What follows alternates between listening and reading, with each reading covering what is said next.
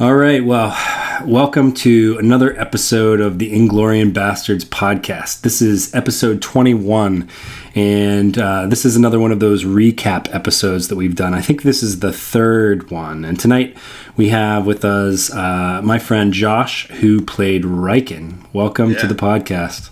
Thank you, man. Thank you.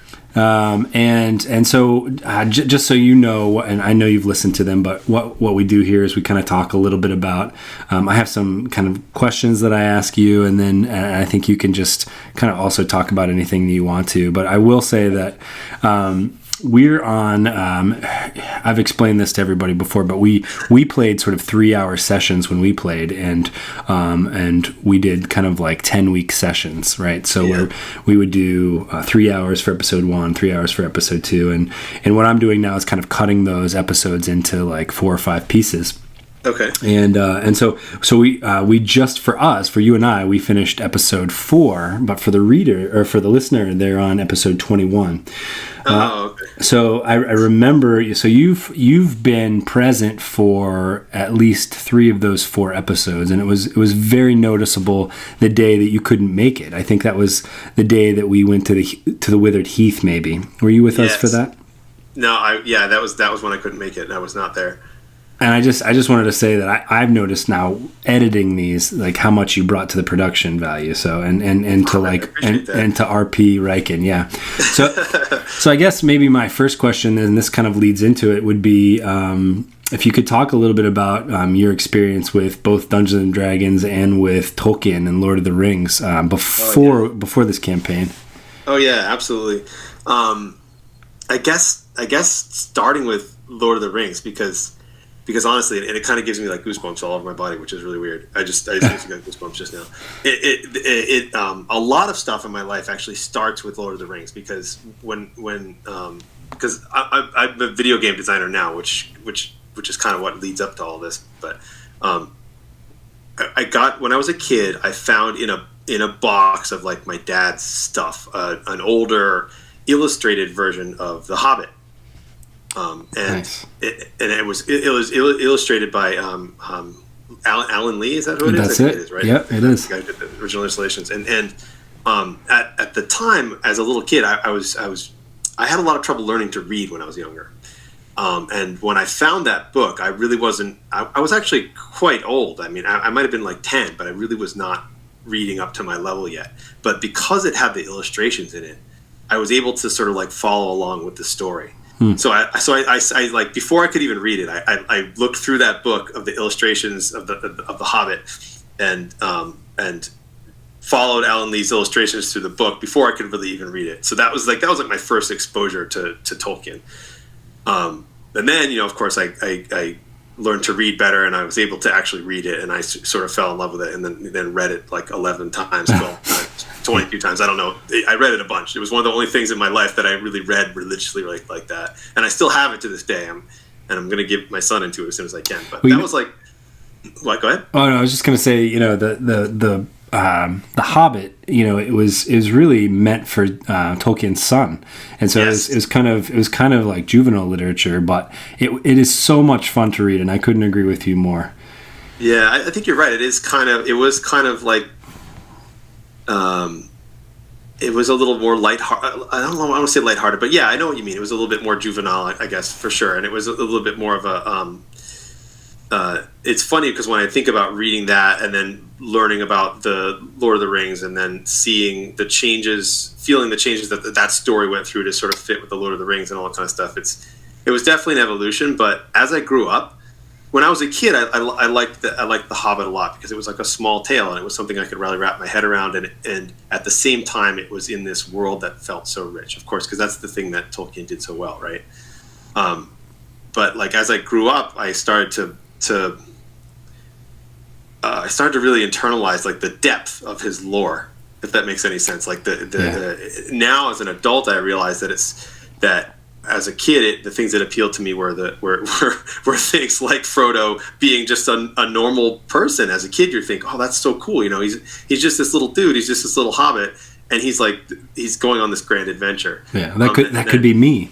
Right? Like, yeah, that could be me, exactly. Yeah. And then that story kind of grew with me, where it's like, okay, well, now that grand adventure he went on actually seems quite small compared to the things that his relatives and the future of his legacy would hold. But I grew up getting into the Lord of the Rings, and that stuff really inspired me to play and then get into video game development.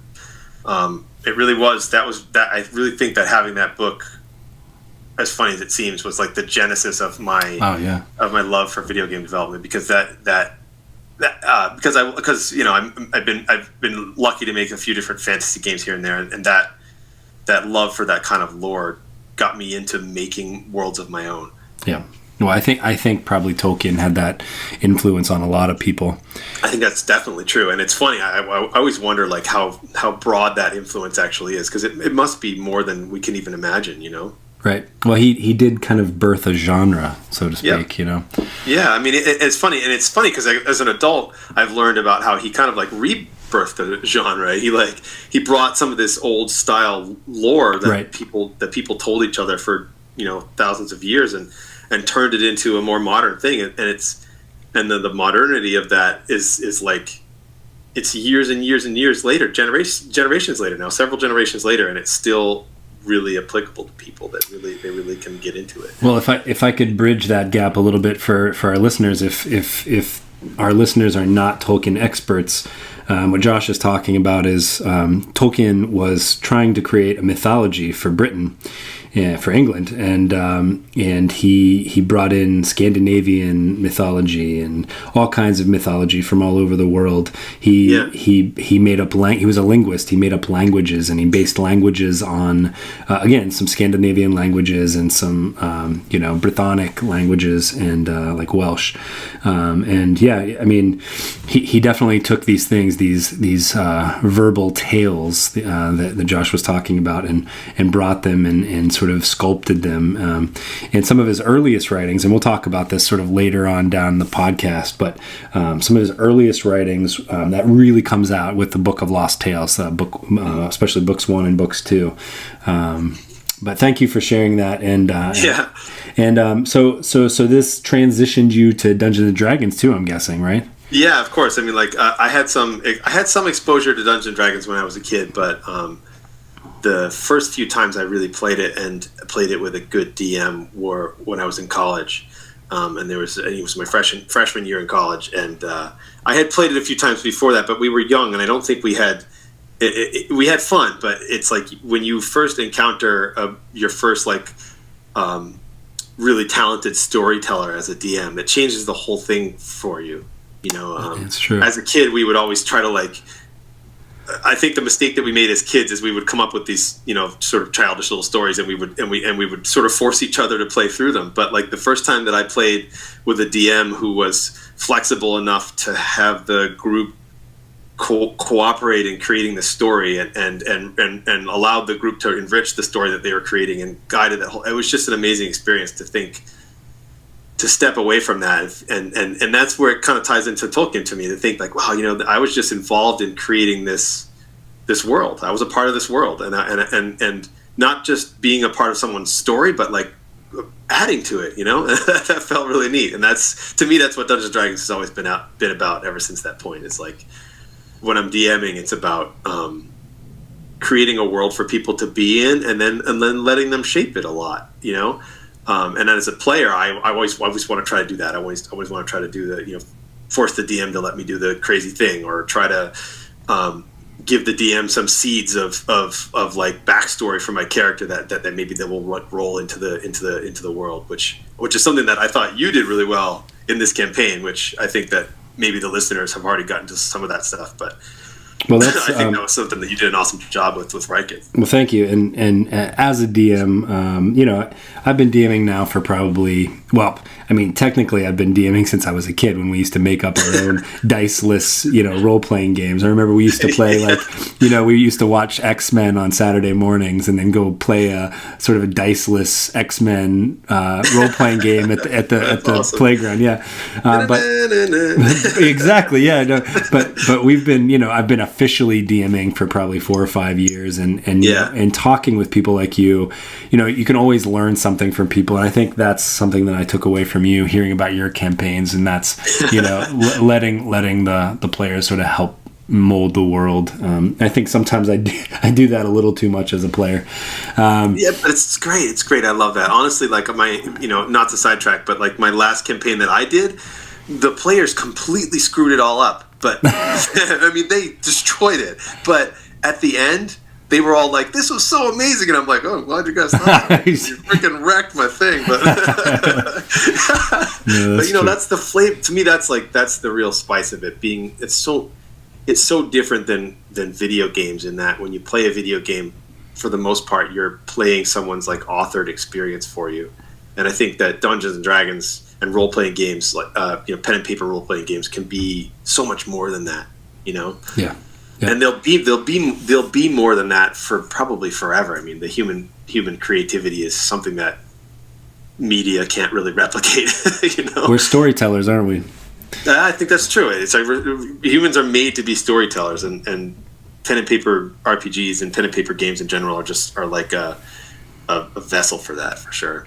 Well, let's so you talked a little bit about creating worlds and creating characters and having these characters add to the world. So tell us a little bit about Raiken as a character. What was your inspiration for that? How did you? I mean, our fellowship was just so evenly balanced. I mean, we literally had like one of every. Like, we had a dwarf, we had an elf, we had a human, we had a Dunedain, we had a woodsman. So how did you come up with Raiken?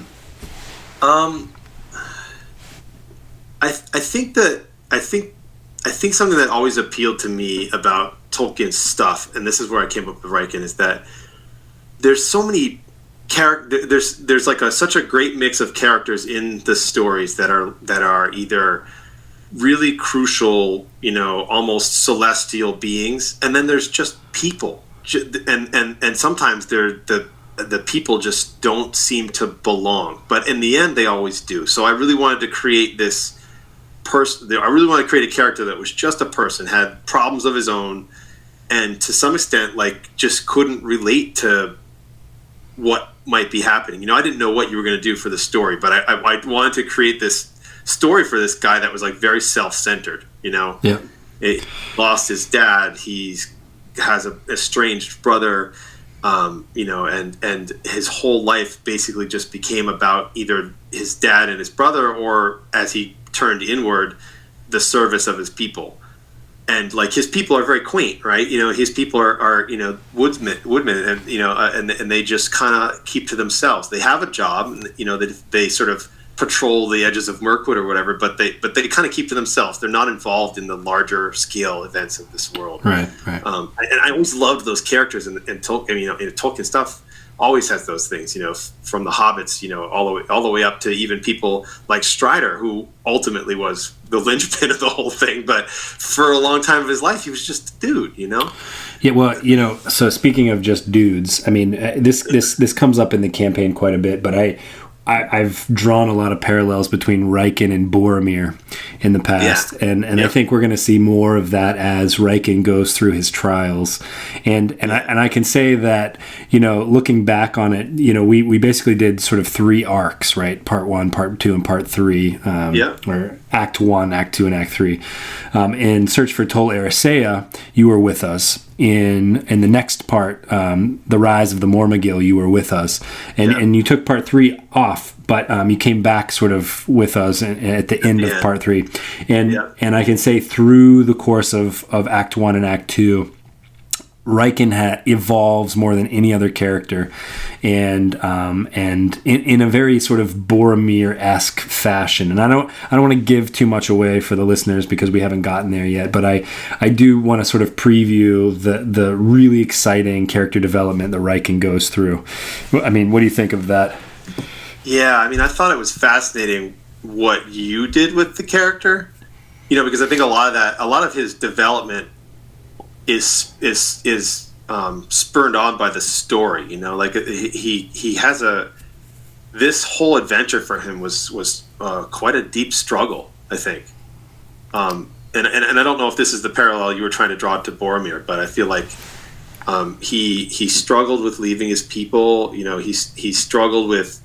Before that, he struggled with his brother and his father, but he struggled with leaving his people, being sent on this mission to do this thing.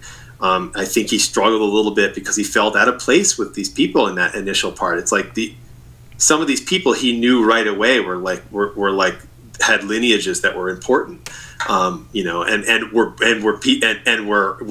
were people like elves and things like that just kind of were beyond his station in life. And I think it started from there, and it just evolved into this really deep, I hate to say struggle, because it wasn't like he just suffered, but he did suffer quite a lot. He did suffer more than I think maybe any other character. And he suffered quite a lot, for sure. But at the same time, I mean, he's also like this Frodo character in a sense, because the listeners do know at this point that these Umbarian pirates are sort of collecting these items, and and at this point in the story, the characters have sort of recovered that which has escaped the void, the sword, Angwarel. They have recovered the Elendil stone, the Palantiri from Elostirion, but they're not really sure at this point what to do with these items, and they know they're being pursued by this wolf from Mordor, and so they're just trying to get through the Mirkwood, and they're about to sort of go to Mountain Hall and celebrate Yule with your people, but in the end, it's Raiken who ends up making one of the most pivotal decisions of the final battle of Act 1 in the search for Tol Eressëa. And so all of this is sort of coming up. So he's this amalgam of like Frodo and Boromir, and he's this regular dude. That's true. Yeah. He's like the most reluctant character, but I think you're right. He did have some really clutch moments, and some of those clutch moments I think he suffered for greatly. But yeah, for sure. But it's funny for me. It's funny to think about, like, I wanted to create this everyman, not even everyman, like no man really, just kind of guy who had his own problems, and I think in my mind, like his psyche was that like he just never really, and this is the Frodo and Bilbo part where it's like he just never really belonged to do this, right? But as things evolved, he ended up. It's almost like his fate really was. This really was designed to be his fate, right? The events of this story really were. It's great in that Tolkien way, and this is a credit to you. I think it came out really great in that Tolkien way, in that this relatively meaningless person was raised up in almost like a cosmic fashion, where it's like destiny, right? That he would be in these places at these times, and that it would be him that would make certain decisions at these times. Yep. Even though he was just like the reluctant guy, Yeah. And I think, I actually really like the fact that he ended up suffering quite a lot, both mentally and physically, and facing some of these really crazy. Because in the story where they're at right now, they've already been to like the pit and all that kind of stuff and found his brother. Yeah, the old well. That's right. Yeah, the old well. Yeah, so that was a crazy moment. That's actually one of my favorite moments of the early campaigns, where it was like he finds his brother. They find the well. They find his father's skeleton, essentially his father's dead body. Right. And to snap his brother out of this crazy trance that he's in, he ends up shooting his father in the face with a bow and arrow. And it's just like, his father's been dead for his whole life, basically, for the last, 15 or 20 years or whatever it is. And but just like that at that moment was like, this is kind of crazy. Why did he do that? But it snapped his brother out of the crazy business, right? And they ended up escaping, and that was a small moment of sacrifice that actually ends up being relatively pleasant compared to some of the other things that happened. It's true, but it was the first of the biggies. Yeah. So we have we've been talking a lot about tragedy, but let's talk about something more positive. What is without giving too much away, is there something that the listener has to look forward to in this last? I would say we'll probably have another 15 to 20 episodes here in this second half of the first arc. Is there something that you can tell the listener to look forward to? It's hard without giving away anything specific. But I would say that like all of the tragedy and all of the evolution for all of the characters, it really does pay off in a great way. I did miss a bunch of that third session where there's closure for some of that stuff, but I feel like that in the same way that you have like Frodo coming out of the Shire, or Samwise coming out of the Shire and like meeting elves and meeting these people that are beyond his station, and then ultimately contributing in a really big way. You have this character like Raiken, you have these characters like Burin, you have characters like Faradir and stuff like that go through these trials and tribulations and discover that this is where they were supposed to be. So I think like without giving away any specifics, I would say that like that's the thing that was so rewarding about this story, was that there's like, it was like you said, suffering and trials and stuff like that, but then there was these ultimate payoffs for these people, Yeah. Well, even for Raiken, like meeting some of those people that were beyond him, and having those people honor him was like more than he ever could have asked for in his life. That's something that's going to happen in the future. He's going to be sort of honored and taken care of by some of these people who he never would have thought cared about him. Yeah. And I think it's because of his actions. But yeah, that's Well, his dog. I'm sad about Bear. Yeah, well, Bear has been in the story a little bit, and he's going to come into the story even more in the next couple of episodes. So we won't keep you anymore tonight. The next couple of episodes will probably be the Yule celebration at Mountain Hall. And I'm still there's actually some specific moments for Raiken in there that were pretty awesome too. Yeah, they were. So we go from a great tragedy to a celebration in a Tolkien-esque kind of way. But maybe that was a cool moment. But maybe in the second arc in Rise of the Mormagil, we can have you back and to talk again. Absolutely, yeah, absolutely. I would love to. And I think in closing, like I really do hope that people out there that love the Tolkien lore and stuff like that can see the effort that you put into making this story. Because I think the thing that I appreciated about the story, beyond like the evolution of the characters and cool encounters that we had, was that you put in a lot of effort to tell a story that was important to the broader lore of the Tolkien universe, and tried really hard to not step on any of it. It was like, no, let's not make a story where it's like we're going to step on some of the events that happened in the Lord of the Rings but those things, we got the sense when we were playing the game that those things were happening and evolving, and we were taking part in that, but we had our own unique part to play that was really well crafted into the lore without damaging anything. Thank you, man. I'm getting a little teary over here. Sorry, no. That's cool. That's the I think the fun part about, if you talk to anybody who's written historic fiction, I mean, when you're weaving your story into, it's like putting together a puzzle, and Tolkien is really like that. It's like you're reading real history. Yeah, absolutely. But again, thank you for coming, and we'll see you again soon, I hope. Anytime, yeah. Let me know, and I'll be here. All right, man. Thanks very much. Thank you.